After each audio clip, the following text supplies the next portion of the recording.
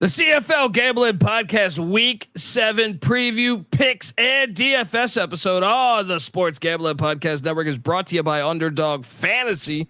You can win up to 325 times your entry with their brand new Pick 8. Sign up, and when you do, sign up with the promo code TCE SGPN to claim your special pick plus first time deposit offer of up to $250 in bonus cash. Yes, they do have CFL action. UnderdogFantasy.com, promo code TCE SGPN. We're also brought to you by Rhythm. Rhythm is loaded up with a ton of picks for the British Open.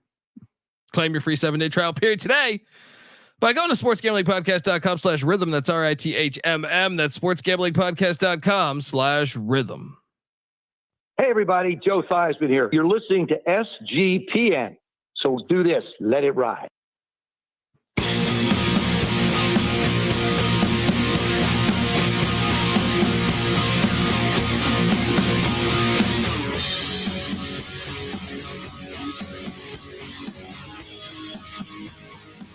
Welcome to the CFL Gambling Podcast. Week 7 preview, picks, DFS. Oh, and we got a special guest. It is going to be fantastic, folks. Look, youtube.com. Get on over there. Type in CFL Gambling Podcast. You're going to see my stupid face. All right. So if you are one of the lucky viewers or unlucky viewers, depending how you see my face, well, you're probably wondering, hey, what you guys got 3? You normally do 2. We got the 3 Musketeers here. Yes, excited to talk CFL action for week 7. And if you're wondering who the hell you're listening to, that's fair. My name is Colby Swinging Database Dan, aka Pick Dundee. That's not a pick. This is a pick. He was raised in the land down under, where a man thinks on his feet, speaks with his fists, and lives by his wits. When Dundee happened, he was a superstar. And you're nothing but a chameleon, lemon-headed, coward, terrorist pussy. And I'm after you, buddy. You're going to pay for it. Good night. Woo. I've always wanted to be called lemon-headed. It's one of my goals in life. What's up, Shannon Brown? The chat is rocking. Let's get some picks, some DFS. Our DFS lineups, what? Out of the 6 weeks we've been doing this, 5 out of the 6 have cashed. J-Mark here hitting big tits fake tit parlay, big tit parlay. He's sending silicon to just strangers. You know what I mean? Just, hey, take this. We're excited to give away all that action. Yes, I am joined by the no-turn man himself. He is the host of the Old Fashioned Football Podcast and the UFL Gambling Podcast with myself and the Bet Detective. Give it up for Justin Mark, aka J Mark. How are you, brother? Doing awesome. I'm excited to talk CFL. I'm excited that Rod is here. We love Rod. And my first interaction with CFL was Rod saying, you got to check this out. And I did, and I've been in love with it ever since. But yeah, I'm pumped, and I'm feeling another parlay. We're hitting 2 in a row. So let's go. Yes. And we will do all that, but you mentioned it. The Godfather. All right. He started this thing. He started this fucking thing. They did like a solid 40 some episodes over there. I saw it was, he had basically like, this is like a 68 vet that he had. And he'll get this because he is the host of the NASCAR Gambling Podcast. But he had this just sitting there. And I just walk into his yard and say, dude, you're not running this fucking thing. Can I run this thing? Yes, the Godfather himself, the host of the NASCAR Gambling Podcast. Give it up for Rod Villagomez. How are you, pal? Gentlemen, listen, let's just be perfectly honest too. That 68 vet was sitting there because I had lost the keys, and the bosses had the keys. So when you came to my yard and said, can I drive this thing? I was like, look, the bosses have the keys. They're going to give it to you anyway. So take it. I got you. I fucked that up then. All I know is I saw something sitting on I got in the car and then the keys were in it. And I was like, well, they're not getting this motherfucker back. I'm gone here. But how are you, brother? And you are the Godfather. You started this show, so I appreciate you making time for us. And you're welcome here any fucking time you want, brother. Oh, I love it. It's so good to be home. I do love this show. I do love the CFL. And as you can tell, I am not even shy about which team I cheer for. I used to host a podcast back in the day, for those of you who may not have necessarily known my history, but it was the Wood Cookie Sawcast, focused on the Ottawa Red Blacks. It was how I got my love of CFL started, and then started writing DFS, started talking DFS, started this show because I loved how much I loved the CFL. And Colby, I'm glad that you and Justin are brought it back out of mothballs, because this has always been something that's been near and dear to my heart. Yeah. I mean, that's the one thing. Here's how I knew Rod was like, I'm in the studio. I hadn't met him yet. I'm in the studio, and Kramer from Real Money Kramer from Sports Gambling Podcast is like, yeah, Rod's watching like an old 1980s USFL game. And I go, really? I go, well, I happen to be watching a 1980s USFL game yesterday. Right. And I go, I think we're going to be fast friends over there, because football, it's always football season with us, but no. And then I found out he loved the CFL, and I've got a deep history of loving the CFL too. So I'm glad you had this thing going, and I'm glad that the Corvette had the keys in it when I got in there. And then J Mark, you know, I don't think he has the history of being Canadian football fan, mainly because he hates Canada, but no, I'm joking. He loves Canada, but J Mark comes along, and look at this. We got a beautiful thing here. J Mark, what year did you jump into the CFL? Yeah, I don't hate Canada, just Canadian bacon. We've been over this, which apparently we found out is kind of a rarity in Canada, which makes no sense to me. Probably Americans mislabeling. I don't know. But anyways, it was like 3 or 4 years ago that Rod and I were talking CFL, and he said, you got to watch this. And I immediately had questions. I'm like, why are they punting on 3rd down? What is happening? Why are the guys running at the line of scrimmage? How did somebody just score 1 point? What is going on? Like, I had so many questions. And I had questions for Rod as he came onto the podcast here. Now, he already answered one of them, of like kind of how his love grew for CFL. But the other one, because you're in the same state as Colby, I have to ask, and the people got to know, do you know what a 0-turn lawnmower is? A 0-turn lawnmower? That means where you don't turn on the gas, right? That's where. No, then I don't know. I don't know. I didn't know either. I didn't know either. Mr. sitting on 12 acres over here. All right. Fucking, this reminds me of when Papa John was the guy who created Papa John's before his racist remarks. I knew he was a piece of shit before his racist remarks. When he was complaining about tax cuts, when they're showing his house. It's like 46 bedrooms in Colorado, and he's got a fucking moat, and he's sitting there saying, these taxes are outrageous. Right. That right there. We don't know what it's like, but you are a guy that has how many acres, J Mark? It's only 9, not 12. How about this? I haven't had a yard since my parents' house when I was 17 years old. All right. So, you know. It is funny though, Justin, that you think I mow a lawn. Like I have not mown a lawn in a very long time. I suffer from severe allergies first and foremost. So if I even come near a whiff of grass, like I'm sneezing for the next 20 years. And then second of all, like my ass is in this seat more than it's not. So I don't even know what the outside looks like, let alone how to mow a lawn. I also suffer from those allergies, and the best way to cure them is to mow a lawn over and over. just throwing that out there. Your line though originally of like Canadian bacon, because I remember we were doing the show live when that happened. I was confused because I was like, man, I kind of went through all Canada. I've been to like a lot of Canada. And I was like, I don't really remember that being a factor in my breakfast ordering, but maybe, and I don't think they knew that I was American. Maybe they did. I don't know. But it reminds me of a time I was in Venice Beach where I live.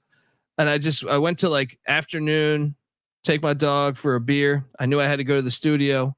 So just one beer while I was walking, right? I'm just like, let me get a beer. I'm walking, walk around boardwalk, have a beer. And while I'm having that beer, this guy from Australia is sitting next to me, and he's visiting California, and he goes, hey mate, like, can you show me around LA? And I'm like, well, I got shit I got to do, man. I'm going to the studio in like 2 hours. Right. He's like, studio, what are you talking about? I was like, well, at SGPN, we have studio in Eagle Rock. He's like, can I come? And I was like, well, sure. You want to come? Come. Right. And so I give the guy a ride to the studio. And as I'm giving him a ride, he's talking about American culture. And he's like, so you love Rambo, right? And I was like, actually, I do. I do love Rambo. Yeah, sure. I'm on board with Rambo. And I was like, but that's the first question you asked me about American culture is, do I love all Rambos? And I was like, well, I guess maybe if from an international point of view, it's a Rambo thing, just like Canadian bacon. But the difference is Rambo actually, I think, is loved here. I mean, I can't tell you not, right? Rambo, America. Yeah. Yeah, I get it. And ironically, First Blood was shot in Canada. So now we brought it home. Boom. Let's Full go. circle this show. I love it. Full circle. Here's your picks. Shout out to David Matola in the chat, who's already drinking a Labatt Blue, probably butchering the pronunciation of that. Folks, you are listening to the CFL Gambling Podcast right now, and we are part of the Sports Gambling Podcast Network, and the Sports Gambling Podcast is getting you ready for college football with their conference previews. So check out the Sports Gambling Podcast. You'll see my stupid face over there too. Tune in wherever you get podcasts or the SGPN app, which is free to download in the App Store and Google Play Store. And remember, as always, folks, to let it ride. All right, back on the CFL Gambling Podcast. And folks, I mean, we've already talked about this. Hopefully you caught our reaction show yesterday. But we had Chris Jones fired from Edmonton. All right. And Jarius Jackson, the former Notre Dame Fighting Irish quarterback, is the interim head coach there. I wonder, do you think, I know we're going to get to our picks, but was that needed? And could that be a breath of fresh air for those Eskimo fans out there? J Mark? Yeah, I mean, when you talked about it on the recap show, I said I thought it was a little soon, a little early, because they were getting close in games. I mean, if you look at spreads, they've covered 3 of 2 this year. That's better than last year. That's a better going rate than they were last year. Unfortunately, spreads aren't in the win column though. But I get that, but they're getting close. I feel like they were close. They just needed some more time. So I did think it was a little premature, but we see this in football all the time, and I don't want to show my hand here and also disappoint our guests. But when a coach gets fired and an interim coach comes in game 1, the team kind of gets fired up. Usually they rally. And so I think we might see at least a 1-week change here, but we'll see. He's tipping his hand, I think. Rod, I mean, do you think that was called for? Or do you think that, and what does that mean going forward, do you think, for them? One thing Chris Jones knows how to do is leave a team. And honestly, it's a factor of this team needed something, and it needed it a long time ago. I mean, it hasn't been good for a few years now. I mean, Mike Riley leaving, all of the glory days of the Eskimos past, like that legacy's gone. And the Elks have not necessarily brought a team to Edmonton that makes them proud to be an Edmonton CFL team. So does this identity change happen instantaneously? No, because the culture change has to be there too.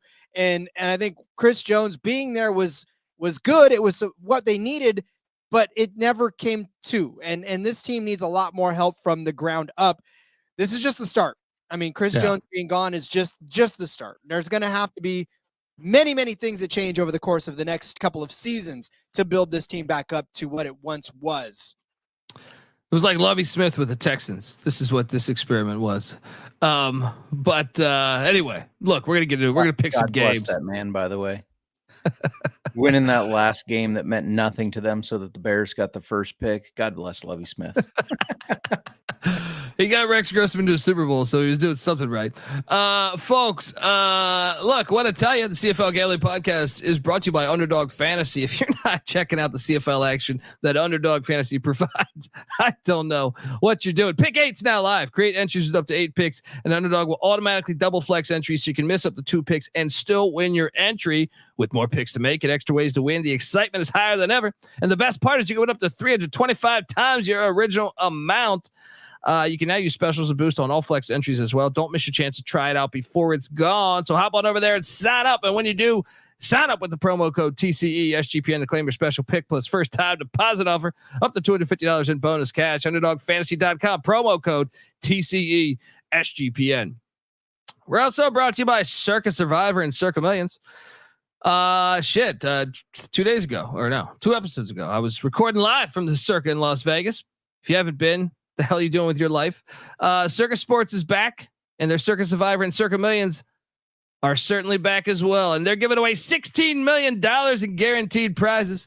And of course, Circa contests have no rake.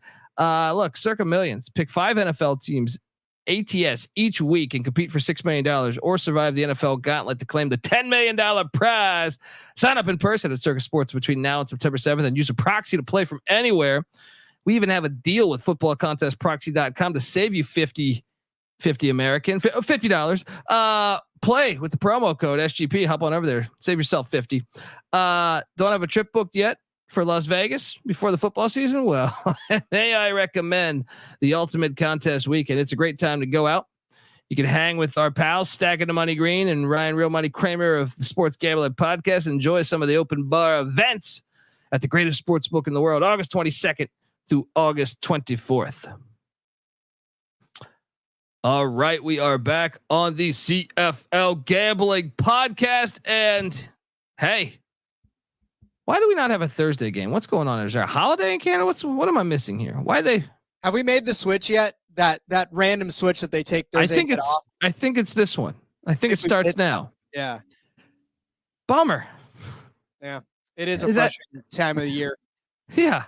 It's like, I understand like preseason's 2 weeks away, but like it's preseason, like we have 2 TVs these days. You know what I mean? I think.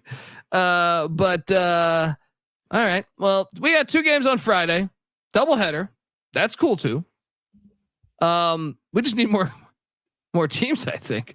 We got game 1. Look at the slides loading up here. The Eskimos heading to Ottawa. Rod's got the sweatshirt on. His Red Blacks. Drew Brown just threw for 1,000 yards. I feel like Ottawa's laying 2. Over under sitting at 53. Jarius Jackson and the Eskimos plus 115 on the money line. Red Blacks minus 135. You said Warren Moon's not walking through this door. Maybe Jarius Jackson can ignite some of that energy. He did win 3 Grey Cups. I'm gonna buy in, man. I'm gonna buy into it has nothing to do with Ottawa. And sorry, Rod, I know that's your team, but I'm buying into the fact that for one game, you see this all the time in college, you see this all the time in the NFL. For one game, your team gets up, and then at game 2, then we really find out. But game 1, you say, "Hey, I like this, this change. We needed some type of change." It just happens to be the Ottawa Red Blacks are sitting on the train tracks when this change happens. Give me the Eskimos plus 115 money line. The over under at 53. Give me that over. Give me that over 53. J Mark, what are you doing here? Is it possible Edmonton might be a little bit better than their 0-5 record shows? Yes. This is why I feel like it was a little premature. I mean, they lost to Saskatchewan before Shea Patterson was the quarterback by 8 to open the season. But then they lose by only 3 to Montreal, who we all say is good, 3 to Toronto, 3 to British Columbia. These are 3 of the best teams. And if you add Saskatchewan, those are the 4 teams that have been at the top of our power rankings. That's why I feel like this team was so close. They've had a tough schedule. Yeah, they blew a lead to Ottawa last week, and then they caught up, and then they had the whole kicking debacle to kick it out of bounds, gave them good field position. But I think this team has the talent. So maybe the coaching is all they need. Well, I don't get. Sorry. You're good. Maybe the coaching change is all they needed to take that talent and take those close games and get on the other side of it. And on the other side of the ball, we know it's hard to beat a team twice in a row. It's hard for Ottawa to win at home. They've started to turn that. Sorry, Rod. They've started to turn a corner there this year, but they don't necessarily perform well at home. I'm all over Edmonton on this one. Sorry, Rod. And I like the under, though. I think both teams start a little slow, and this stays as a slow, low-paced game, and the under hits. It is a big number there. It is a big number, but look, we're both buying into Edmonton. I think tide turning. As I remember, I was raised in the desert, but tides kind of it's easy to see a tide turn. Did I say those words? Next week we might be saying we took the Edmonton Eskimos. Did I say those words? Rod, why is your Ottawa Red Blacks? Why are we insulting you on the very show that you started? Is it, do we deserve all things terrible in life based on you coming on as a guest on your fucking show and then spitting in your face essentially by taking this Edmonton team on the not bad enough, not even the 2 points, so Ottawa couldn't even win. We're taking it on the money line. Why are we fools? You come into my house. You talk about my team. No, look at Big Joe is already pissed off at you. And Channing, by the way, go Schooners. We need that 10th team. So give me the Atlantic Schooners for that 10th team. Hell yeah. I'm with you there, Channing. Look, I get it. I understand, right? As an Ottawa Red Blacks fan, I've seen exactly the type of damage that we cannot do at home. Right, I've lived through a very long losing streak at TD Place. It has not been fun. It has not been friendly. However, like Justin said, that tide is starting to turn. And like our former president said, that tide has started to turn, right? We beat the Ticats in a close game, right? At home. Beat Winnipeg, the Grey Cup champions at home. We beat the Owls at home. Here's the thing, right? This is an Ottawa Red Blacks team that is above 500 for, I don't want to say the first time in what feels like forever, but listen, we're above 500. That is reason to celebrate. I'm popping champagne. I'm already hoisting the Grey Cup because the Ottawa Red Blacks are above 500. And if you're a Red Blacks fan, you understand that is big news. We're playing an Edmonton, I almost said Eskimos because it's right there, an Edmonton Elks team that has. No, you can say Eskimos. We encourage that on this show. I know. And I'm a fan of history, but I do appreciate a good elk every once in a while. But listen, here's the thing.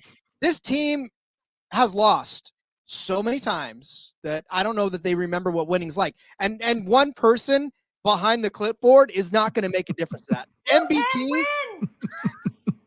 MBT is a game changer, yes, but he hasn't changed the game yet. And there hasn't been a solid enough change in that roster to make me think that they're going to beat the Red Blacks at home, right, in front of a fired up TD crowd place or a TD Place crowd that is finally watching winning football. That's all we've ever wanted as Ottawa fans, is to watch winning football, and we're doing that now. We believe in Drew Brown. We believe in that running game. Oh my God, how do we not have that? Look, we had William Powell back in the day. We had all these fantastic running backs. We finally have one again. We've got Hardy at receiver. We've got at receiver. I mean, Justin Hardy. You're welcome, by the way.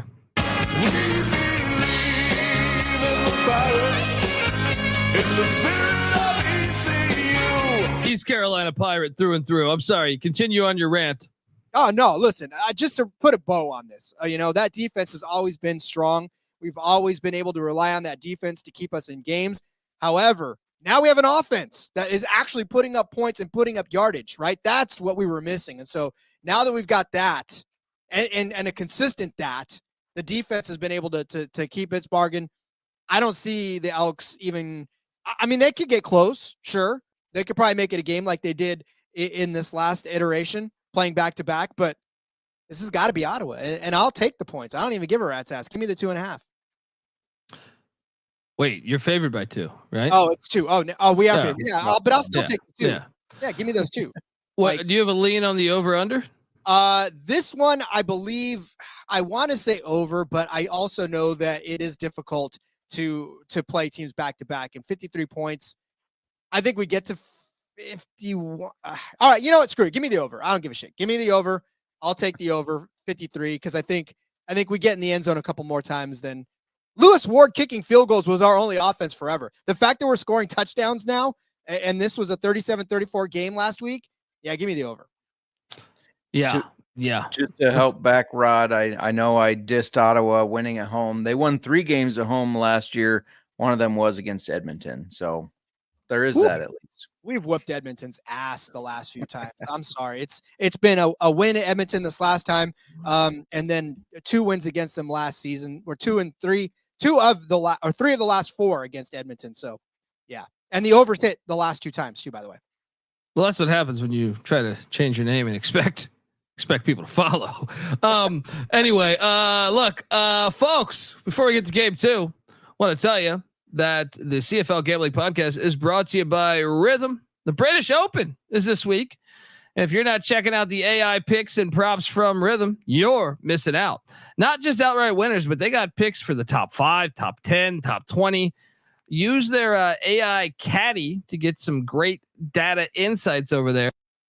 Even customize your own golf betting model using Rhythm's tools. So claim your free 7-day trial period today by going to sportsgamblingpodcast.com/rhythm. That's RITHMM. That's sportsgamblingpodcast.com/rhythm. All right. Doubleheader Friday. Let's go to Regina. All right. Winnipeg, the Bombers.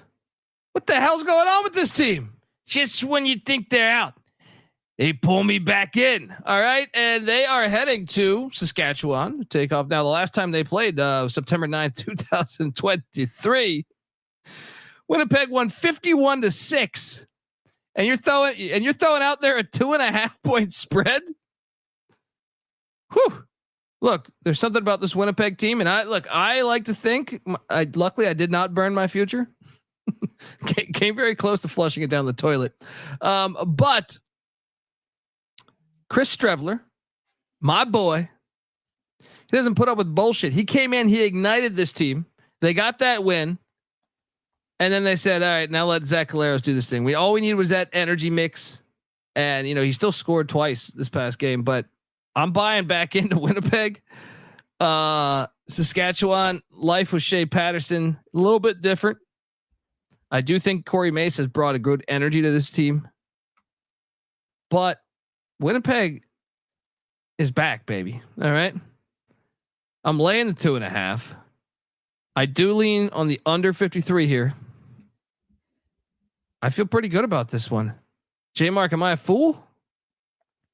No, I don't think so. I mean, the biggest change, I know Strevler helped ignite them, but their run game is finally producing. And, we talked about it on the recap show. It's a great way to get that poor offensive line gelling a little bit better. And so, yeah, I think they're going to be able to run the ball on Saskatchewan. And I said last week, I'm not buying into this Shea Patterson bullshit. I think he had that 1 game bump and then he comes out and looks bad. It's Shea Patterson. He's rarely looked good in the past 5 to 10 years, right? I mean, we talked about this guy trending down the wrong way from when he first started his college career. I can't back Shea Patterson. I know the Rough Riders have a good defense, which is why I also like the under here, but I think Winnipeg gets it done. Yeah. Okay. This is perfect. Let's see if we can hit one out of the ballpark here. A clean sweep. Rod, what are you doing here in Saskatchewan? Yeah, I don't know that this is so much the fact that I think Winnipeg is going to annihilate the Riders, but I do believe that without Trevor, right, without them at the lead, it's going to be difficult. Because look, Saskatchewan, man, they are such a frustrating team, right? They could be so good in spurts. They can look so Fajardo and all this stuff and all these guys. Like, it's just like Saskatchewan's been good. And Winnipeg, obviously the perennial Grey Cup champions year in and year out. They've still got Brady Oliveira, who let's face it, guys, when you got a running back like that, it makes you say Andrew Harris, who, and you think to yourself, this is the second coming of this team. But they don't have, I think, that powerful receiving core that they had once upon a time. Dembski's fantastic. I love the Swiss Army knife that was Dembski, but like, I know Drew Wolotarski's still in the mix. Like, I know that they've got the names, right? But it doesn't look like the way that they've been gelling in the past. So again, I think Winnipeg does end up winning this one, but I don't think it's because they're the better team, if that makes any sense. I think that Saskatchewan now is going to be licking their heels or licking their wounds rather, and not necessarily coming out to play the way you would expect them to play. So yeah, Shea Patterson, we Justin, you and I both know, and so do you, Colby, from the days of the USFL and the Michigan Panthers. Like, that wasn't necessarily the most offensively potent team. So yeah, give me the Bombers. I'll go ahead and take that, and then the under for sure, because I don't think these offenses have got what it takes to light up the scoreboard this week. Yeah, and one of the more surprising things was Winnipeg being favored. I thought they were going to be dogs here. That's what's crazy is even when they were winless, they'd still be favored. And you're just like, how the fuck? They're like Vegas is trusting that Winnipeg is going to fix things, and they have the past 2 weeks. We'll see if they can get it done a third game. And you're right. I mean, look, Winnipeg reminds me of like the Buffalo Bills late in their career, late after their Super Bowls, they were still making the playoffs, but you knew they weren't as good. Obviously Buffalo made the Super Bowl 4 straight times, but like mid 90s, like Jim Kelly still he's good enough to make the playoffs. They just don't look like a serious contender anymore. And maybe that's Winnipeg because those guys are a little long in the tooth, but at the same time, I think they got pride, man. And I think that pride has been, a catalyst here in this turnaround here. So Saskatchewan with the backup quarterback. I love the under 2. J-Mark, you said under 2, right? I did. And 71% of the bettors per DraftKings are on the over, which is interesting. And then 53% on Saskatchewan and the +2.5. I feel like when you see Winnipeg favored, it's begging the bettors to be like, Saskatchewan's been the better team. I'm betting them. So I think that kind of works to our favor of taking Winnipeg. And Lucky Whitehead, he's close to playing for Winnipeg. They picked him up. That's going to be interesting because he could make a difference. I know he's a little older, but I still think he's a veteran that can make a difference. And then one last thing I wanted to say, Rod mentioned Andrew Harris. There's a documentary on Andrew Harris on Amazon Prime now. Everybody should go check out. I got to check that out. I got to check that as well. Yeah, I mean, kind of fascinated by this matchup, actually, to tell you the truth. Saturday, we got the Argos heading to Hamilton, Ontario. And that's like what is that? 45 minutes, if even? How far is this commute? Not very far. I mean, that's what I thought. QE2, I think it's what's down, but forgive me if I'm wrong. Channing, where are we at? Channing, how far away? I've done this. It's just I was 21 years old and probably did about 40 vodka Red Bulls. So it's just I feel like it was like 20, 30 minutes, 40 maybe. I don't know, something like that. This game though, Hamilton has been this future. I did flush down the toilet. All right, this is out in the Pacific Ocean right now, running into probably. It's a turtle's mouth or something. I'm joking. But I didn't really flush it down the toilet, but it's in my trash. Hamilton's horrible. And I question the physicality of this team. Coming into the season, on paper, I loved Hamilton. I took a future on them. I was like, this team is good, man. I like what they got going. I just think they play like such pussies. Like the way they've been tackling is just horrible. Every big time moment when an offense needs a play, they can get it on Hamilton. They also struggle to run the ball key times. They did have a bye week. Maybe that's it. But I can't take Hamilton here. I can't do it. Toronto. I put Winnipeg -4.5. Toronto is a 4.5 point favorite. I will take Toronto. I'm sorry. Hamilton's. I've got burned on this Hamilton team. I want to know how much money I've lost on Hamilton throughout the year. I bet you it's over $1,000. I can't do it. I will take the over though, because both teams' pass defenses are a complete ass. So give me that over. And disregard the numbers here because Toronto definitely not +180 on the money line. J Mark, what are you doing here? Yeah, they're -205. Hamilton's +170 according to DraftKings. Am I concerned that 72% of the bets are on Toronto, which are now only -4? So I'm sticking to the -4 number. But am I concerned that there's that much of the bets on their spread? Yes. Am I concerned that Cameron Dukes, that felt like they really kind of dumbed down the offense? Last or on a recap show, I said he was the Louis Perez to me, but he does well under pressure. So I can't compare him to Luis Perez, but I do have this unwarranted. I won't say hatred. I don't hate the guy. I wish him well. But anyways, am I concerned that it seemed like they dumbed down the offense and he's kind of a dink and dunk quarterback? Yeah, but you mentioned that Hamilton's kind of a pussy team. We mentioned that their defense has not been great. Toronto can run the ball. They can run the ball very, very well, whether it's Duke's running, scrambling, or Kadeem Carey, who has been lights out this year. And because of that, I'm taking them to win. I'm taking them in the points. I feel really confident in this. One thing I will tell you, so if you take the points, -4 is -110 right now. You can take Toronto to win by 1 to 13 points, which I think is a really good margin there. I don't think they blow them out. I think it is a 1 to 13 point, and it's +115. So I already placed my bet on that because I get plus money with it. But yeah, I'm all over Toronto, and I love the over as well. The over is like the strongest play, I feel like. Well, my apologies on this graphic. My wife, I was building the graphic and she asked me to grab the baby. And when I picked up when I went back to the computer, I assumed I was done with that graphic. My apologies. But it is Toronto -4, over unders at 53, not 48. I do like the over still, and I like Toronto -4. One thing I wanted to say is Toronto's got like 3 backs. I feel like all of them are good. So that's where I really feel like their advantage is. Now Hamilton, though, when you look at them as like a team, I still think they're like a more talented team than a lot of teams in this league. If I'm Scott Milanovich during that bye week, I'm questioning like, who are they as football players? Because you've been there. I don't know. Rod, what are you doing here? Well, I'm taking Toronto. I mean, that's a clean sweep on that one. And when you have Bo Levi Mitchell as your quarterback, as Calgary knows for years and years and years and years, you should be better than you are. And I don't know what the frustration is. I don't know what it is that's been going on with Hamilton lately, but 0-5 is not a place for them to start.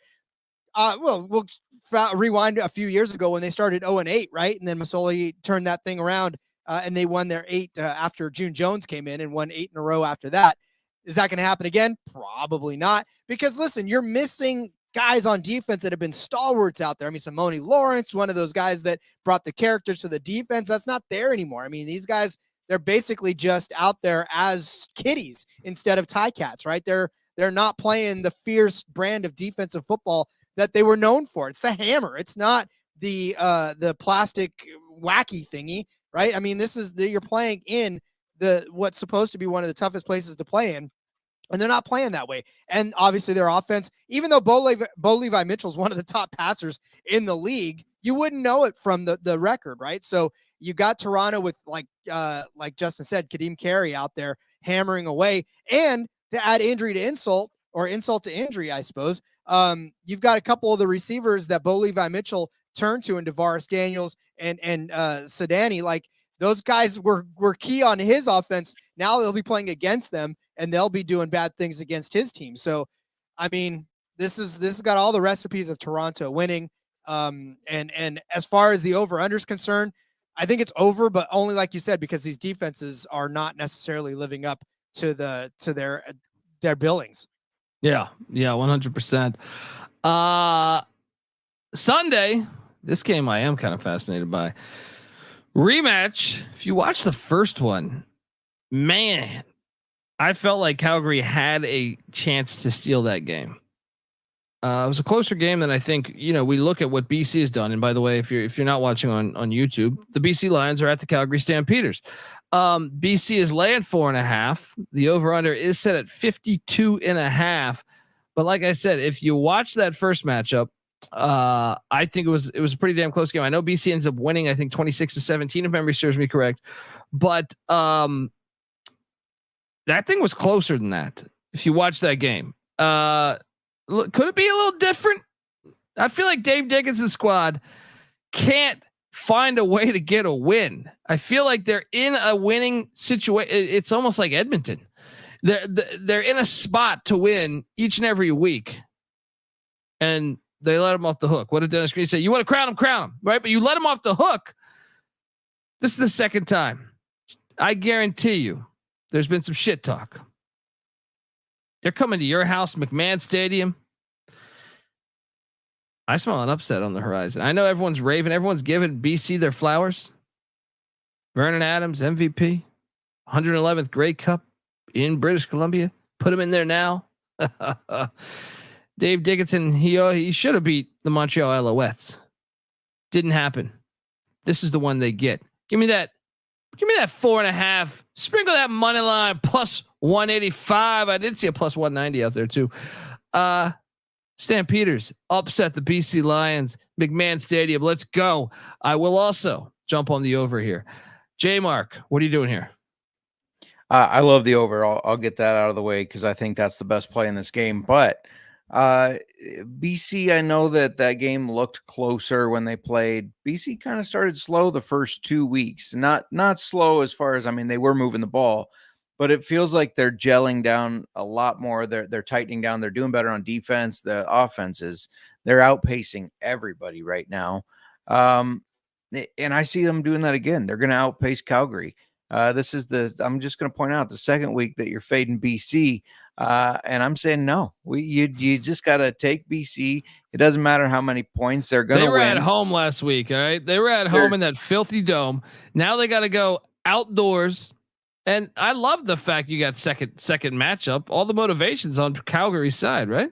Now I will say that in the last 5 matchups between these two, they've gone back and forth in each one. So first BC won, then Calgary, then BC, then Calgary.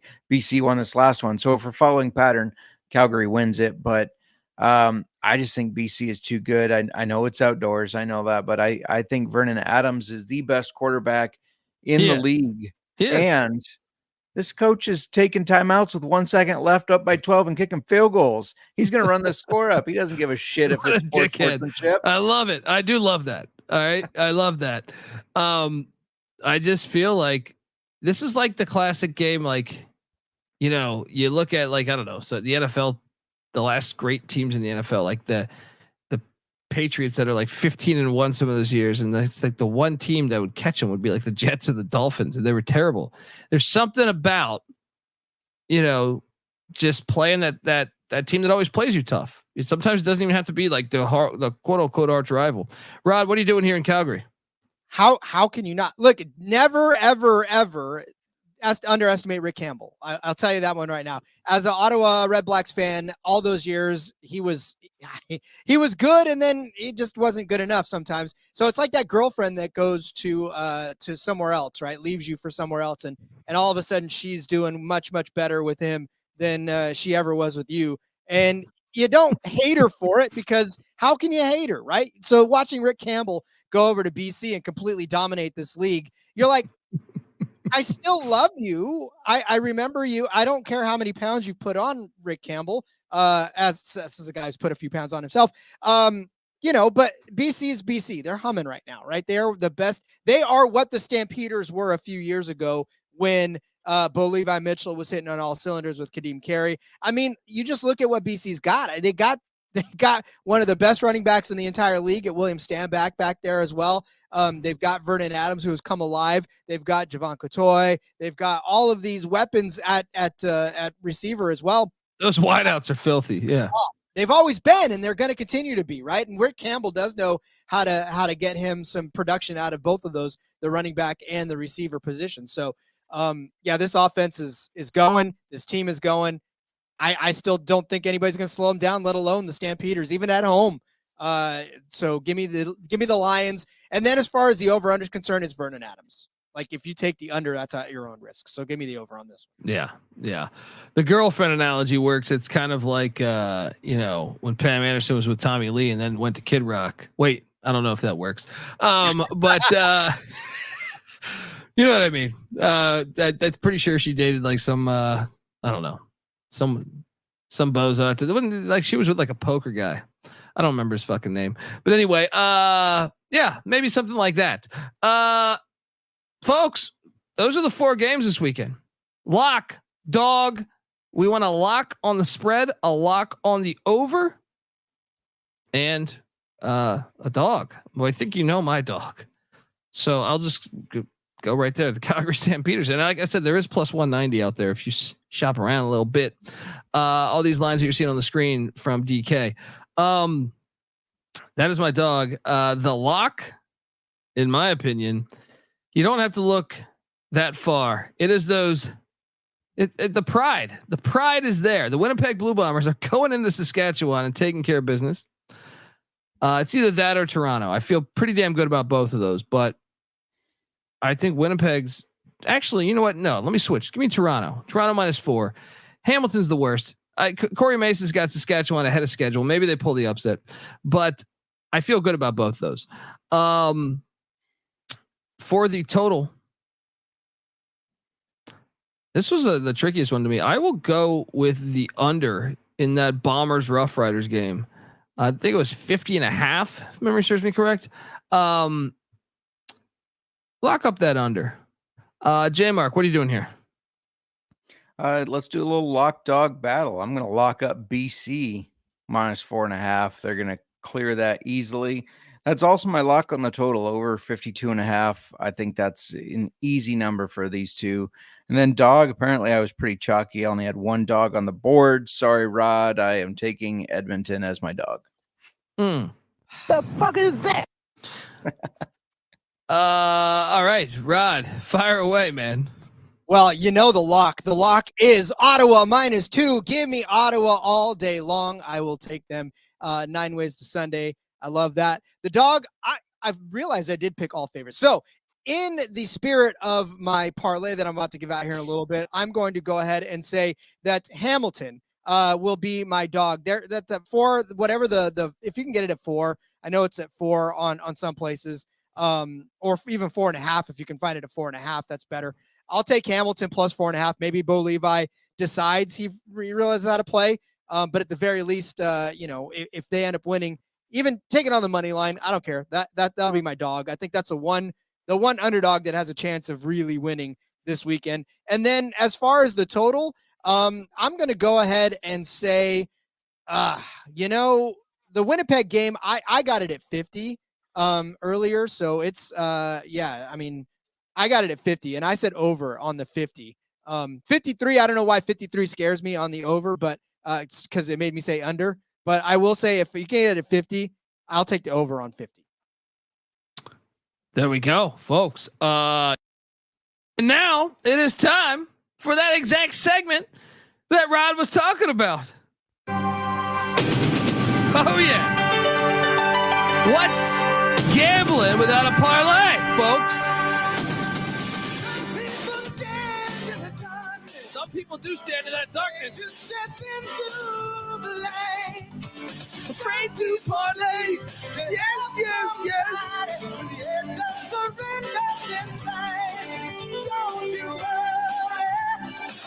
We're gonna hit that cash.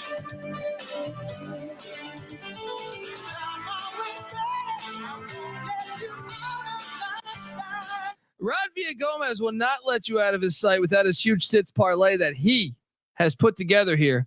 And I have great artwork, folks. I've been behind the scenes putting this together. And Rod Villagomez, holy shit, he's giving away a gigantic parlay. Ottawa, his Red Blacks -2.5 at -115, parlayed with the Winnipeg Saskatchewan over 50.5, parlayed with Hamilton, the Ticats and Scott Milanovich get their first win of the season +190, parlayed with the BC Lions -4.5 at -112. You throw 50 smackaroos on the line there, you're bringing home $979.60. Winner chicken dinner. Holy shit, that's a lot. Look, that's what I'm saying. The huge tits parlay is alive and out there. That's Rod. I love the fact you come on the show, and I think this is our biggest parlay yet. By so far. You're coming in saying we're buying the biggest tits. This is like Anna Nicole Smith. All right. Just going go the distance, right? To quote Field of Dreams. Which one do you think is the one you feel least comfortable about out of those 4? It's got to be the Hamilton one, right? It has to be the Hamilton one. Yeah. That's the one that I even said too earlier. I have to hedge on it somehow. because if I have to pick a dog, I'm going to pick a dog. But Hamilton would be the one that I'm the least good about. So remove Hamilton from the. Oh wait, don't, because this is a kid show. But it's a kid's show. You can see where I put the BC Lions. But yes, kids. Look, you can go to CFL games and all your dreams can come true. It started right there with the huge tits parlay. J Mark, Mr. No Turn, Mr. Zero Turn. All right, he's not turning back. He's got a nice little parlay for you. Justin Mark, host of the Old Fashioned Football Podcast, says, "Hey, he's got a little parlay for you." Yes, BC, Calgary over 52. It's not 0.2. That means 52 and a half. I fuck all this up. But that's at -110. Parlayed with the Winnipeg Blue Bombers, -137. Parlayed with the Argonauts, -4.5 at -110. You throw 50 smackaroos on that, you're getting $262.25. He hit a big one last week, so I can't give him too much shit. But Rod comes on the show. He's throwing out $900 hits on $50, and you kick this one here, 265. What's going on, J Mark?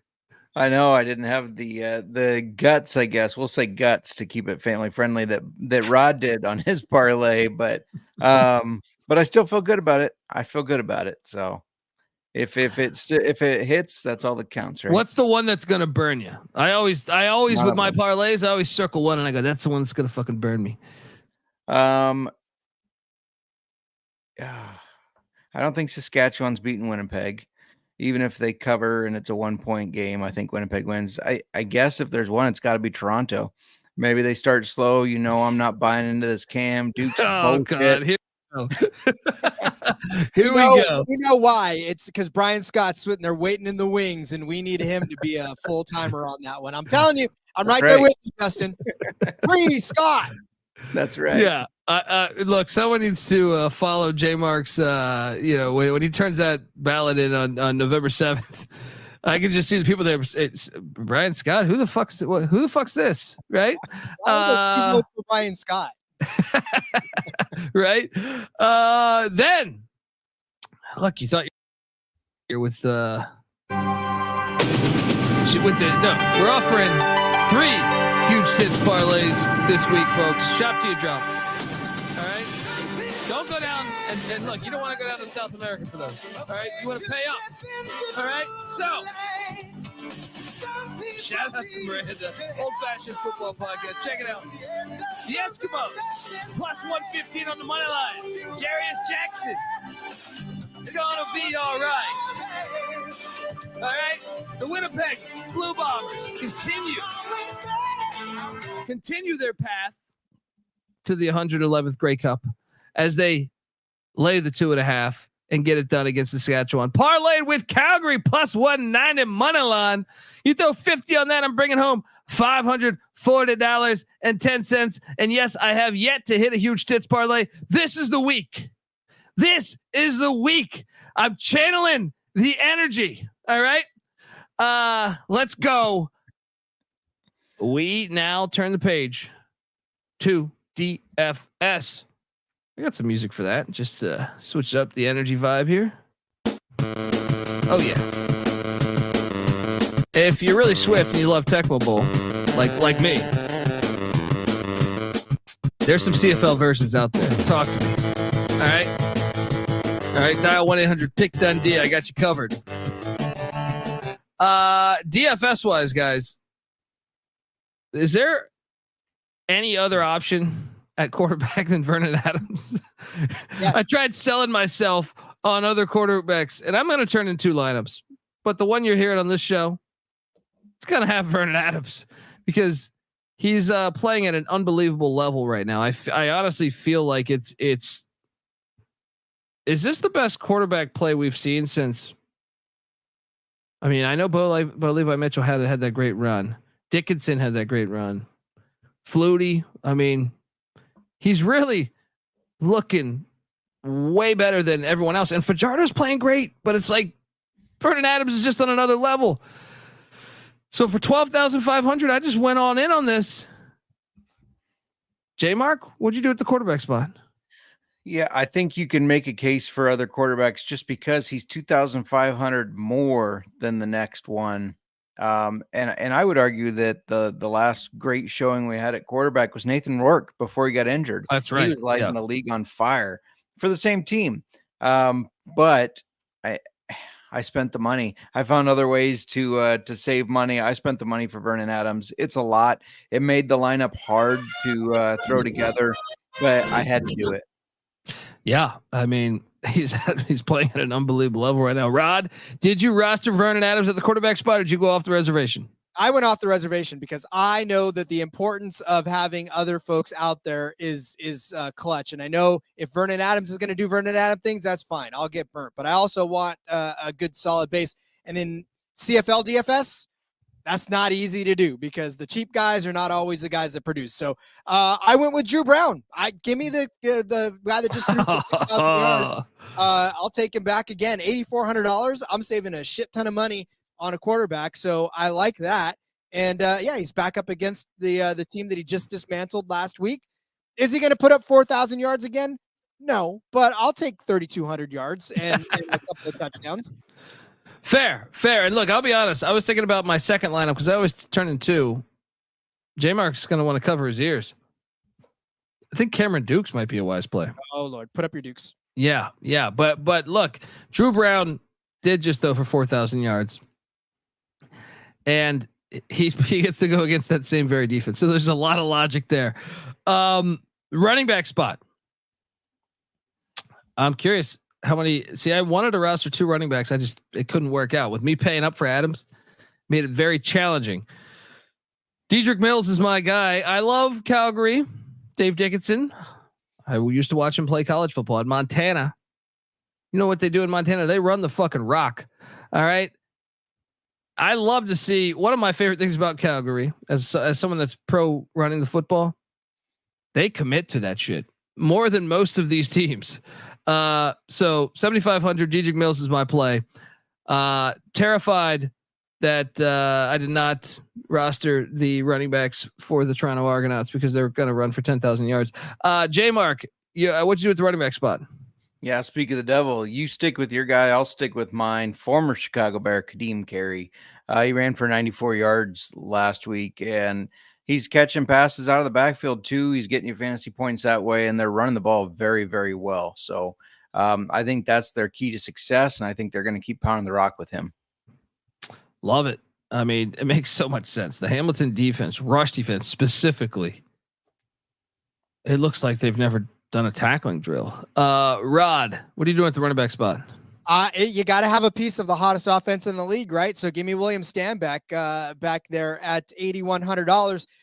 Look, he's been fantastic no matter where he's been, right? Whether it's Montreal, whether it's here in BC, like that guy is a machine. You hand him the ball, he's going to go. He didn't go very far against Saskatchewan last week. I get that. But the week before that, 32 points against Hamilton, who we know is just, giving up stuff like a sieve. 18 points against Hamilton, or against Edmonton rather. I think obviously having one of the better running backs in the league, but having one at a discount, right? I mean, $8,100 for him is much better than spending up for all these other guys that are out here right now. So yeah, give me William Stanback. Yeah, I had him on my roster. I don't know if it was last week or the weekend before, but he was fire for me. So can't disagree with that too much, especially you're in scoring position so many times with anyone on BC's offense, wide receivers, even if they're having a down game, you're going to get a shot at scoring just because they put themselves in scoring position so frequently. So I like that play at the wide receiver spot. Talked about this, man. And I got to be nice to our guest. Got to take a red, black. And you know who I'm taking. Justin Hardy has been a machine. You got to pay up, but East Carolina Pirates. Let me tell you about East Carolina Pirates. Former coach Steve Logan said it best. Because when you're at East Carolina, you go for it every time. Or you don't coach at East Carolina. You don't come to East Carolina. You don't play at East Carolina with a weak heart. You don't play with the weak heart. Write it. 9,900. He's going for over 100. Justin Hardy. Let's go. J Mark, what are you doing at the wide receiver? This is a little tricky because we have Montreal. Tyson Philpott's been like on our every single roster we've ever turned in. All of a sudden, Montreal's on bye, and we're sitting there like sputtering. I felt like I was Lou Holtz looking at this DFS lineup, going. But what are you doing at the your highest price wideout, J Mark? Yeah, Justin Hardy, great pick, great first name. I went with another guy with a great first name, Justin McInnis. He has just been on fucking fire. Now, Keon Hatcher is about to come back. Justin McInnis is playing the spot that Keon Hatcher normally plays. It's going to be interesting to see how that shakes out. So I'm going to keep riding this while we can. He's 10,700. It made me, again, pairing him with Vernon Adams. I had to get really creative in my next picks here. But, I mean, if you look at the last two games, 39.4 points, 47.3 points. He's averaging 26.4 per game. I couldn't not put him in my lineup. Love it. And it makes a lot of sense. I mean, I've had him on a ton of my rosters, but they finally adjusted his pricing. So it's hard to fit it on the roster now. He currently leads the league in receptions with 45. Rod, what are you doing at the top wideout spot? You know what? Do you want this is my top wideout spot, but this is the one that I'm going to just go after. And that's Pimpleton. I'm going to take the Ottawa guy. Like, this is a GPP play that, like, Khalil Pimpleton came onto the scene and just annihilated the world. 4 catches, 153 yards, a touchdown. Drew Brown and him love each other so very much. $3,500 you're getting him for this week. That's going to free up all your. I mean, the next guy that I'll give him the flex will be like, it could be your top receiver because it's the most expensive. But this guy is going to be one that people are going to go, there's no way that he can replicate that. And you're right, he probably can't. But at $3,500, he doesn't need to replicate that to give you the most effective use of your roster spot there. So, and it frees you up to pretty much put anybody else you want in your entire roster, and it's worth a shot for me. So, yeah, give me Pimpleton. Second CFL game, gonna catch 6,000 yards of Drew Brown's 10,000 yards, and we'll be good. You know what, man? I think I think he just sold me. I think he just sold me on this. And now I can free up roster. I was going to go with Dominic Rhymes, but I think he sold me on this. I think he sold me right there. 35, you said $3,500. What are we going to say? Why not? I was going to say, play the music. He's on mine too. Oh, there you go. Oh shit. Triple lock here. And that just freed up a ton of money for me. Now I don't have to play the Elks defense. Yeah, there we go. We can do the Red Blacks. There we go. Yeah, exactly. Okay. Well, now I do feel better, but this is the benefit of working it out here. This is our circle of trust, right? Okay. Feeling good about this. Let's then go to second priced. And if you have a second running back, feel free to throw that out too. But I just didn't have any money for the running backs that I liked. Second highest priced wide receiver to me. Going back to Hamilton. We know that Toronto pass defense is ass. Shamar Bridges had a big game for me. Was it 2 games ago? Cause they were on bye last week. 5,700 shop to your drop customers. I think it's a good play. J Mark, what's that? Great play because he's on my roster too. This feels like a guy that they haven't fully adjusted the price on yet. He's 5,700, but he's averaging 18.9 points per game in fantasy football. So you would expect for 18 points, they would be a little bit more higher priced. I got him as well. So I think it's a great pick. Yeah. I mean, bargain shopping here for these wideouts. Rod, who's your second? You said you had a higher price wideout, obviously, than Khalil Pimpleton, but maybe you want to give that away? You got to go right to the top, right? You got to go to Alexander Hollins. You even look what he did against the Calgary Stampeders the last time they faced. 8 catches for 97 yards and a touchdown. So that's pretty big numbers against Calgary. So yeah, I think he's due again. You know what it reminds me of? It reminds me of when like St. Louis Rams, the greatest show on turf, when they were that filthy dome, and they had Isaac Bruce and Torrey Holt, and like I remember being in fantasy drafts.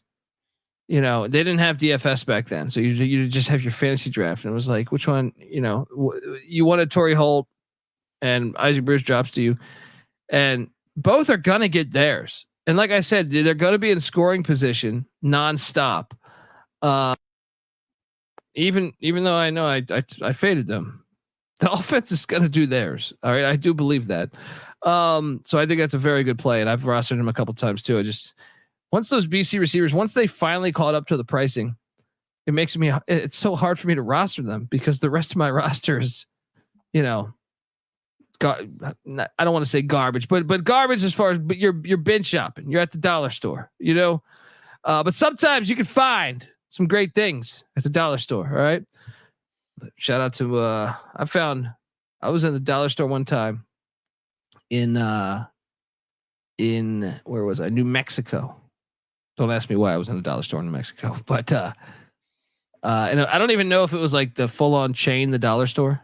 I think they just had a store called the dollar store, but I found a bunch of vintage NFL starting lineups there. So I spent like $12 on like a bunch of like, I got a fucking Jim McMahon starting lineup somewhere in this house. And that's what I'm saying. There we go. Family Dollar. Let's go, Gerald. All right. And I got like Dexter Manley, and I look, I'm in the middle of sitting there. Why the hell was I there? I don't even remember. I think I was applying for a job, but they had gems. All right. This is what they are on the DFS slate here. My final roster guy, besides my defense, taking you to Winnipeg. All right. They didn't look. They didn't adjust Ontario Wilson yet. They didn't do it yet. He's only 4,600. Get on over there. The guy had how many targets was last week? Was it 12? 16. 16? Yeah. The hell am I missing here? Load up on Ontario Wilson. It's people. It's not your fault that this is this cheap. You know what I mean? That he's this cheap. This is their mess up. Take advantage of it. Just like I took advantage of those starting lineups at that filthy fucking Dollar Tree in Albuquerque, New Mexico. All right. Let's go. J Mark, did you roster him too? Yeah, I did. I mean, they adjusted him a little bit. He was 3,100 last week, so they bumped him up 1,500. But yeah, this was a guy 2 weeks ago. I watched him, and he was just off a little bit, and maybe it was the passes were just off a little bit, but he was open. He kept getting open. He was stretching the field, and it's like, this is a guy to watch. And then last week, after 2 or 3 catches, they said, well, this is a guy that Claros loves and wants to get more involved. He loves the growth he's seeing from him. And he loved it so much he targeted him 16 times. And he caught 13 of those for 201 yards and a touchdown.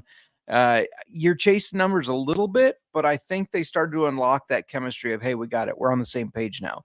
We almost saw it 2 weeks ago where they were just off a little bit. Now it looks like, hey, we're on the same page. Let's go. Let's put up another huge day. And so, yeah, I love it at 4,600. That's it's like what Rod said though. Like, okay, he doesn't need to get exactly that for that cheap, right? Yeah, between him and Pimpleton, if they can just have all right games. But anyway, that was your last guy, J Mark. Yep. Besides defense. Yep. Rod, your final guy, or how many roster guys do you have besides defense left? I think I just have the one, right? Or do I have 2? Okay, I'm not sure. That's why I was wondering. Like, I have two. You have two. Yeah. Left, but okay. I'll just give you one of my flex plays. For the sake of moving it along. But I do love when the CFL DFS gods do not catch up with the pricing and yes, the second week in a row with a good guy. All right. So for my flex, the guy, listen, here's the thing. Hergy Mayala's probably the only Edmonton Elk that's doing anything offensively at all, right? So far this season, he's averaging 18.2 fantasy points per game. I know he's only played in 4 games, but in the last one, he caught 7 of 88 for a touchdown. I know Eugene Lewis is there, and I know Eugene Lewis is always going to be a threat, but for $5,800 to get 21 points out of a guy, not bad return. He's got 18, 11, 21 in his other 3 games. So pretty standard. And you know, Mayala is a good receiver. Like, he was good with the stamps. He's good with wherever he's at. So they're going to need, NBT is going to need that guy because you know that the Ottawa, they're going to key off on Lewis. So if that does, and then it leaves Mayala out there open as well. So give me Hergy Mayala, $5,800 for my flex play. I like it. Going up against his boys too. All right. Now, honestly, Honest if guy he he's is. going to throw a lot, then that means Yeah. that you got to correlate, right? Oh, I love it. I love it. Let's go. All right, now we get to defense. Well, I was just able to, thanks to Rod Villagomez here. I jumped on Khalil Pendleton, and that freed up defense because I was struggling a little bit on the budget on defense, but now I can go out and get who I wanted. They're not the highest priced defense, but damn it, it's the smartest play. Winnipeg Blue Bombers, 3,900. Shea Patterson, it's not consistent. He's got to prove it to us that he can be consistently good. Hasn't been consistent throughout his whole career. And that goes back to even college. So 3,900. I'm buying stock in this defense, improving week by week. So load up those Bombers. J Mark, what'd you do defensively? Yeah, so since I spent up for quarterback and that wide receiver, I could only afford 4 of them. I was not taking Tiger Cats against Toronto, not taking Stampeders against BC, or the Elks against Ottawa. So I went with the Rough Riders against not the Rough Riders. Yeah, Rough Riders against Winnipeg, not against Saskatchewan. I know Shea Patterson sucks. I like your point of taking the Blue Bombers, but this is a team that did sack Vernon Adams 4 times. So they are still getting in that backfield. And Winnipeg, if we can all agree on something, it's that their offensive line has not been great. Zach Klaus has gotten sacked a lot. So I still think they can put up some points, even if they lose the game, by getting some sacks in. So yeah, I took the Rough Riders. Ooh, I like it. Okay. I mean, it makes sense too. That O-line has been shitty. And bad O-line play, A+B=C. Normally pick sixes stuff. They're all live. Strip sacks. Rod, what'd you do on the defensive side of the ball, brother? I'm with you on the Blue Bombers. I just think that without their key guys, this Rough Riders offense is suspect. And I feel like the Blue Bombers, they're pissed. They're 2-4. This is not the Grey Cup team that everybody remembers them as, and they need to find that identity. And the only way to find that identity is to beat the Bombers, right? I mean, this is a rivalry that has so much behind it. And any day you get to beat the Bombers is a good day. Any day you get to beat the Riders is a good day as a Bomber fan. So yeah, and that starts defensively. So yeah, give me the Bombers at $3,900. I love it. Yeah, love that play as well. It just, I mean, that's the game that I think I want to see that one the most. Maybe the Calgary BC game. Is there one that jumps out to you that you guys, okay, I know Rod, I guess you know your answer.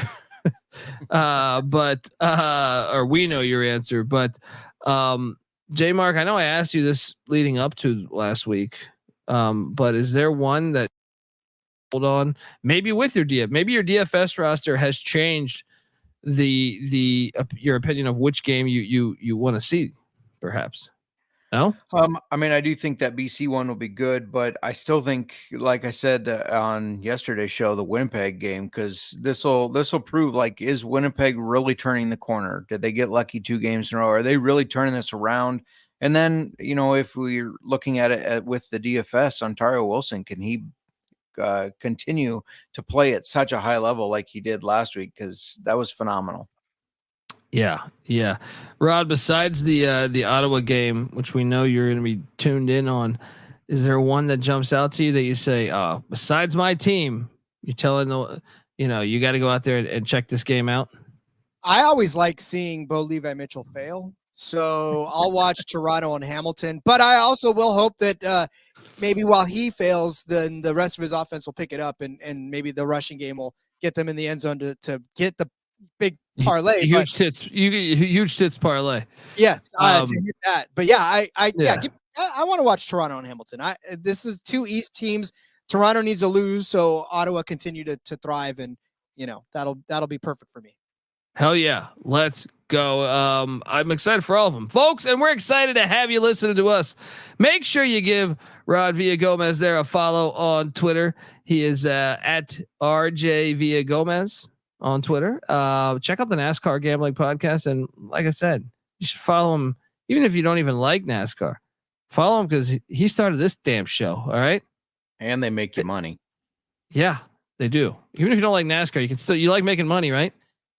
If you don't like making money, I do believe you can exit planet Earth anytime. But I don't know. Give him a follow. RJ Villagomez. Check out the NASCAR Gambling Podcast. You guys do a great job there, man. I really, I'm not like diehard NASCAR, but I tune in, especially the bigger races, and I always listen to your guys' stuff. I know you guys do great work. I really enjoy it. It's a good listen too. It's like, because someone that doesn't know auto racing nearly, I'm kind of blind in that realm, and to just turn on that podcast, it's an easy listen, and you can gain a lot of intel. So I really dig your guys' show, man. Thank you very much. Yeah. From someone who, doesn't like to use a lot of highfalutin stuff, I definitely enjoy talking to people. And that's always been what that show's about. We'll throw in the NASCAR, we'll throw in the picks, but it's a conversation, and we love the fans that listen. I'm once again so thrilled to have been welcomed back to this. It feels like I'm home. I love talking CFL. I haven't done it in so long that I had to knock the rust off. But yeah, you guys, I'm so glad you guys took up the torch and kept this show going, because it's a show worth putting out there, and I'm very glad it's in good hands. Hell yeah. And come back whenever you want, or whenever Ottawa wins, and you can shit on J-Mark. That's always welcoming.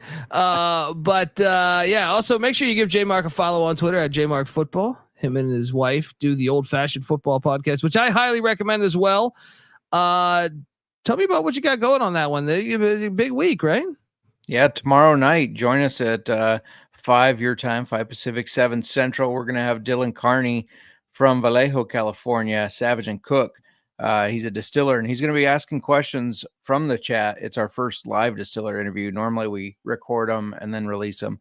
This will be our first live one, so it's going to be a lot of fun. He goes on the Instagram. He goes by the Whiskey Jesus. He's an interesting dude.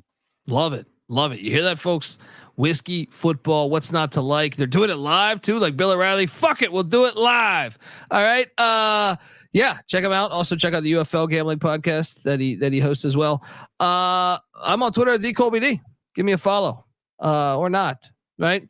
I'm the host of the College Football Experience. Check out that show, because we're breaking down every damn college football team in the land. All right. So check it all out. Check out the Stadium Heads podcast. Check out the Sports Gambling podcast. Get the SGPN app. It's free to download in the App Store, Google Play Store. Until next time, folks, this is the CFL Gambling Podcast. You better start thinking about yours. And we out of here. Run and shoot. We can really run and shoot.